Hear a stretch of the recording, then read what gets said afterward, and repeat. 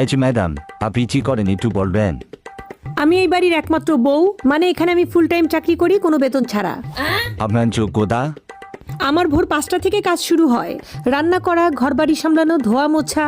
তারপরে রাত 11টার পরে সবার যখন খাওয়া দাওয়া শেষ হয় তখন আমার কাজ শেষ হয়। তো এতদিনের কাজের অভিজ্ঞতা বলুন। 22টা বছর ধরে 24 ঘন্টা সবার সেবা করা, কোনো ছুটি নাই, কোনো বেতন নাই, কোনো অসুস্থতা নাই, আর সবার একই ডায়লগ, সারাদিন তুমি কি করো? তাহলে আপনার স্যালারি কত? সারাদিন শাশুড়ি ভুল ধরতেই থাকে, ননদের অভিমান লেগেই থাকে, আর স্বামী আমার উপর বিরক্ত। এটাই আমার স্যালারি। এতদিন আপনার প্রমোশন কি হয়েছে?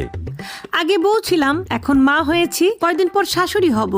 পদের নাম চেঞ্জ হয়ে যাবে কিন্তু দায়িত্ব চেঞ্জ হবে না। আমরা বাড়ির বউ, বুঝছেন? আমরা সংসারে স্থায়ী হয়েও আমাদেরকে ধরা হয় অস্থায়ী। আচ্ছা, এসব সিরিয়াস আলাপ বাদ, এখন বলুন আপনার শখ কি? শখ ঘোরাঘুরি করা। ও আচ্ছা, তাহলে এ পর্যন্ত কোথায়